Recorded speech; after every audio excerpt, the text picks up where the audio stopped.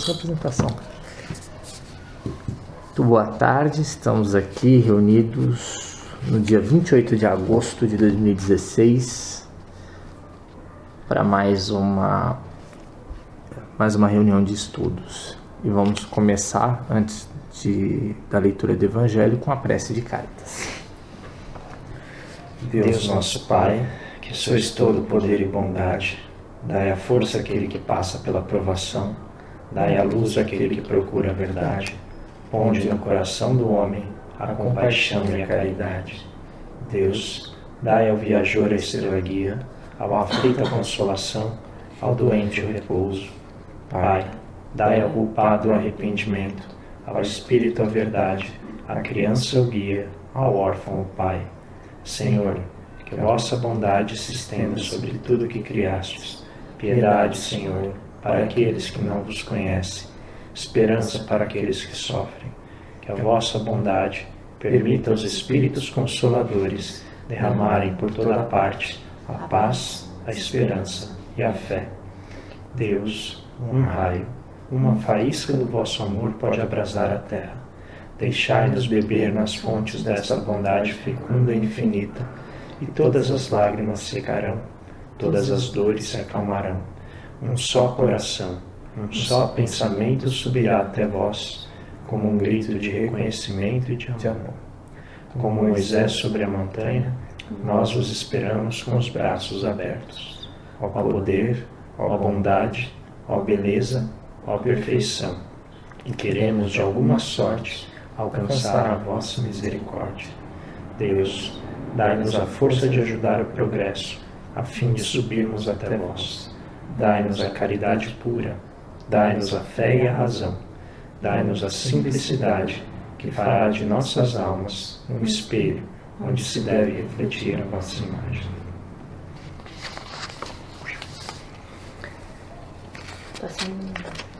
Leitura de hoje é do capítulo 9, Bem-aventurados os que são brandos e pacíficos, item 9, a cólera.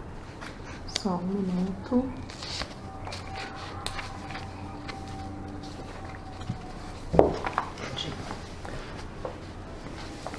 O orgulho vos induz a julgar-vos mais do que sois, a não suportardes uma comparação que vos possa rebaixar, a vos considerardes, ao contrário, tão acima dos vossos irmãos, quer em espírito, quer em posição social, quer mesmo em vantagens pessoais, que o menor paralelo vos irrita e aborrece.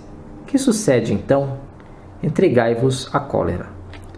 Pesquisai a origem desses acessos de demência passageira que vos assemelham ao bruto, fazendo-vos perder o sangue frio e a razão.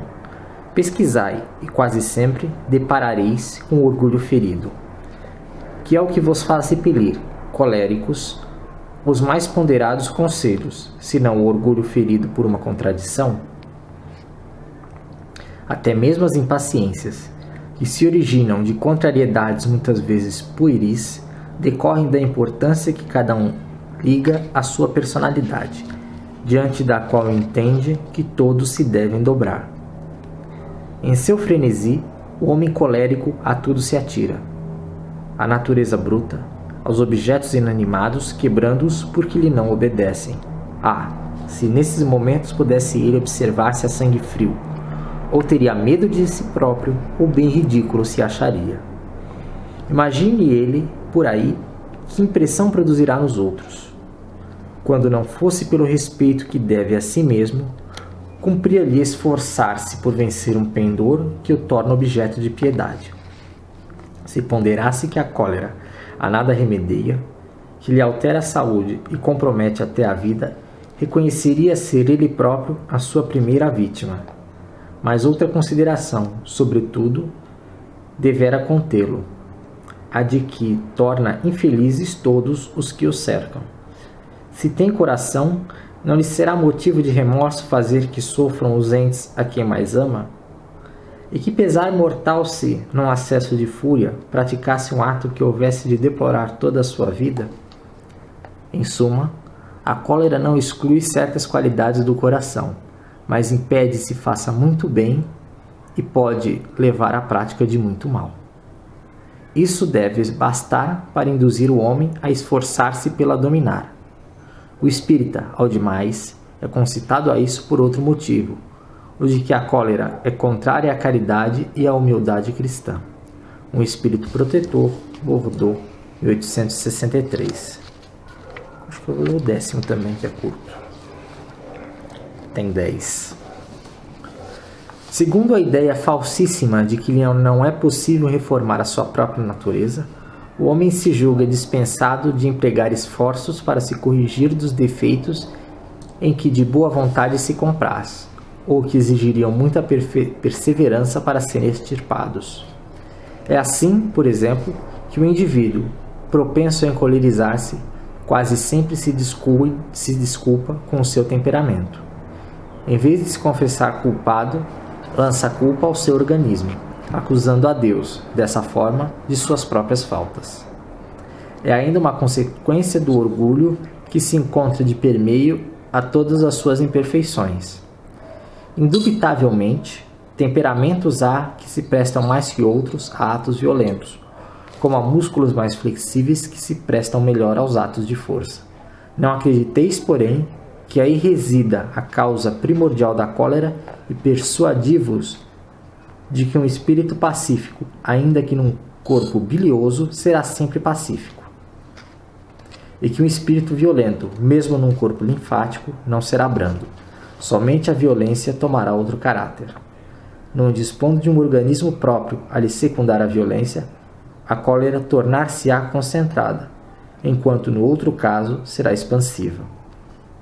O corpo não dá cólera àquele que não na tem, do mesmo modo que não dá aos outros vícios. Todas as virtudes e todos os vícios são inerentes ao espírito. A não ser assim, onde estariam o mérito e a responsabilidade? O homem deformado não pode tornar-se direito, porque o espírito nisso não pode atuar, mas pode modificar o que é do espírito, quando o quer com vontade firme. Não vos mostra a experiência, a vós espíritas, até onde é capaz de ir o poder da vontade, pelas transformações verdadeiramente miraculosas que se operam sob as nossas vistas. Compenetrai-vos, pois, de que o homem não se conserva vicioso, senão porque quer permanecer vicioso, de que aquele que queira corrigir-se sempre o pode. De outro modo, não existiria para o homem a lei do progresso. Hahnemann, Paris, 1863.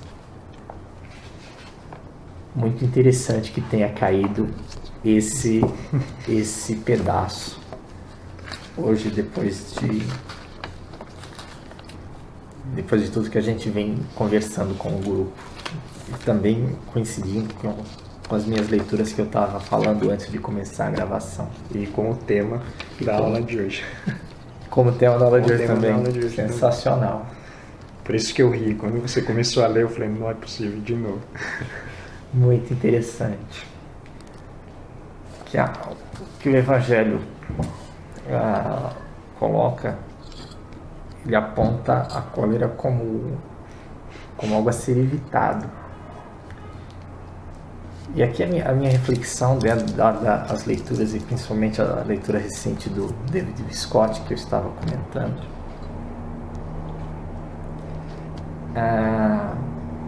eu fico pensando se esse domínio sobre a cólera talvez não seja um estágio acima do estágio que a gente vive. Você ter você está num estágio de elevação que você consegue reagir a situações sem a cólera, sem a raiva. Porque quando o David Scott analisa a raiva, ele fala: raiva é uma reação que você tem a uma perda. Uma perda que pode ser real ou imaginária, mas para você é uma perda. A perda imediatamente é uma mágoa, é um incômodo, Você é afetado por essa perda. E a forma de você reagir à mágoa, uma das formas é ficando com raiva. E o que ele defende, como você, uma vez que você está com raiva, você não omitir, não esconder que você está com raiva, você admitir para você mesmo que você está com raiva e a partir disso você trabalhar a sua raiva. Se você vai comunicar se está com raiva para a pessoa que te deixou assim, ou se você vai trabalhar essa raiva de uma outra forma, mas de alguma forma você vai... É mais saudável trabalhar a raiva do que conter a raiva. Porque se você conter a raiva, os sentimentos que se originam a partir de raiva contida são piores para o ser humano. Aí pode se transformar em culpa, pode se transformar em depressão, pode se transformar em vários sentimentos que são mais... Em violência também. Em violência também. Várias coisas que são piores do que se você, no primeiro momento, você identificar a sua raiva, reconhecer que você é passível de sofrer, de sentir a raiva e trabalhar com ela. Então é muito interessante. Então, quando ele coloca que você deve controlar, que você deve estar acima disso, talvez seja um estágio evolutivo que a gente não chegou ainda. Mas quando você diz a gente, o que você está querendo dizer? Não, quando o Evangelho coloca que o ser humano deve estar acima da raiva, talvez para ele estar acima da raiva a ponto de não senti-la, de não sentir a ira, seja um estágio evolutivo acima. No estágio evolutivo nós estamos... Então, mas como seres humanos ou como seres... espíritos?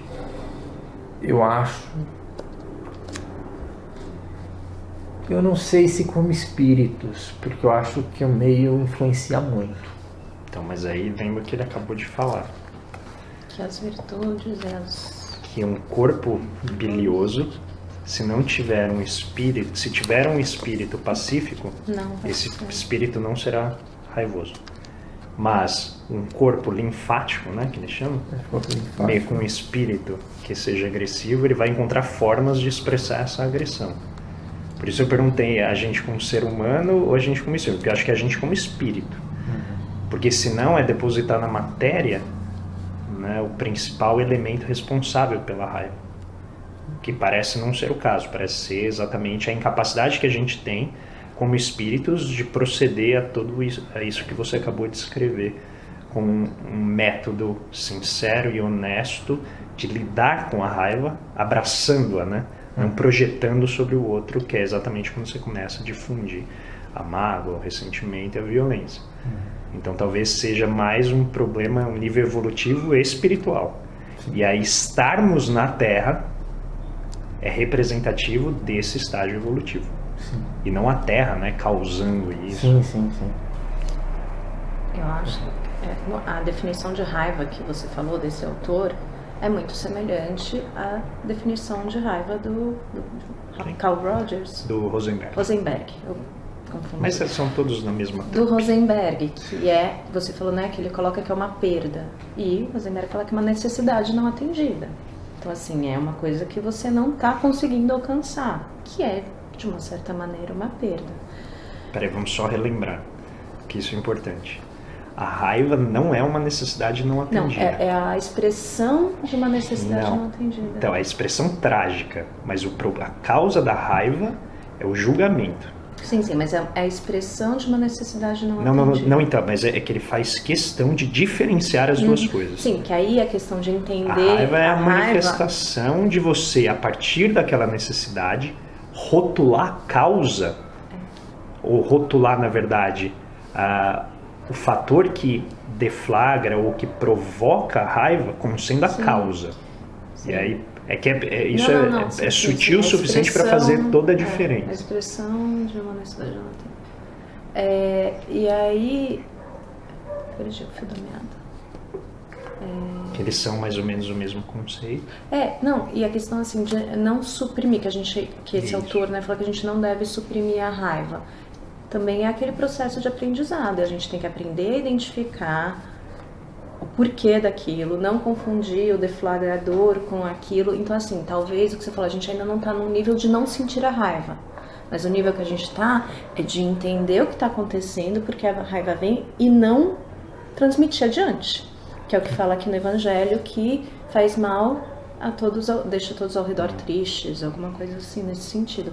Então eu acho que no nosso momento é entender e não passar adiante essa raiva, e entender e um autoconhecimento de por que está sentindo a raiva, né? De identificar o motivo, o deflagrador e tal.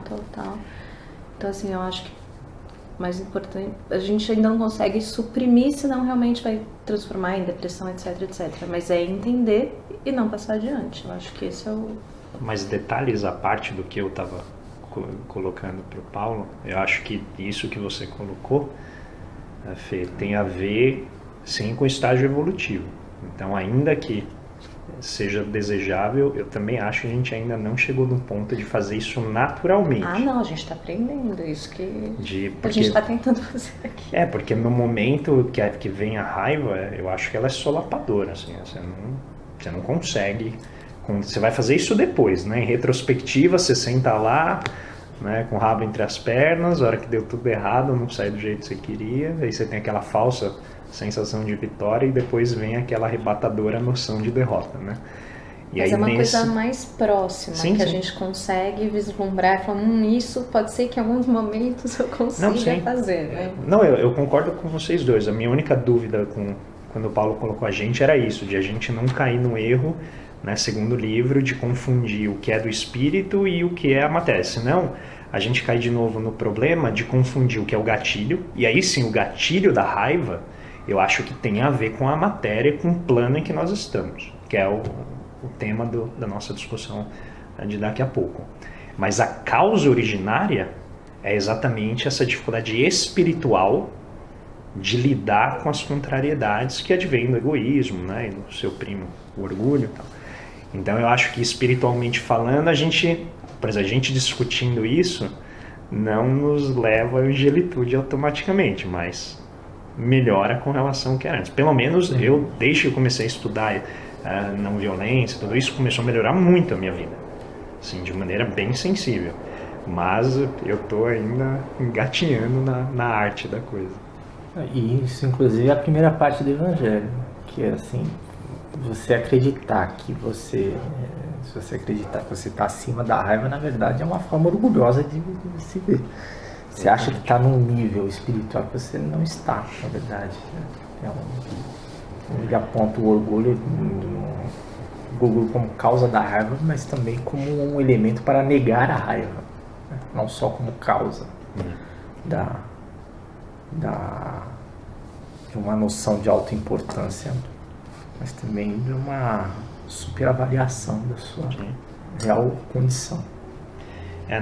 Eu acho que as discussões que eu, pelo menos, venho trazendo aqui para os nossos estudos tem muito a ver com como que a dimensão material facilita o gatilho da raiva. Então, talvez trabalhar ainda essa parte mais intermediária, que não é a causa, né, mas a gente entender como que existem gatilhos e que se a gente não souber diferenciar o gatilho, a gente também não vai conseguir reconhecer a causa, né? Mas originariamente o problema, evidentemente, está aqui, está no espírito, né? Está no interior e não no exterior. O exterior vai representar ou refletir aquilo que vai no interior dos seres humanos. Então não é à toa, né, que nosso mundo seja tão violento, e eu não sei se é uma percepção errônea da minha parte, mas eu tenho sentido que ele está crescentemente mais violento de formas não físicas, de formas verbais, de formas afetivas. Então, ainda que a gente, por meio da lei, tenha conseguido reduzir, não eliminar, reduzir sensivelmente a ocorrência de violências e agressões físicas, a gente acha que só reprimiu e redirecionou isso para outro plano, né? Para o plano que eu acho que são das agressões verbais, afetivas, né? Então acho que a gente ainda tem uma segunda etapa para trabalhar tudo isso e levar ao aprimoramento da sociedade, do planeta como um todo. Muito legal. Não sei se é uma provocação para deixar, para refletir. não sei se o mundo estaria mais violento nessa dimensão não física, ou se nós, as pessoas, estão mais autoconscientes, estão percebendo mais. A impressão que eu teria, assim, à primeira vista... Mas primeiro, você tem essa impressão que eu tenho ou não? Na verdade, eu não tenho impressão de mais violência, eu tenho impressão de mais consciência de que é uma violência. As mesmas, talvez se fala, as mesmas coisas que se falavam há décadas atrás, ou até mesmo há poucos anos atrás, mas passa-se a ter a percepção de que isso é uma violência, que antes não tinha. A menos que você estivesse na ponta agredida. Então eu acho que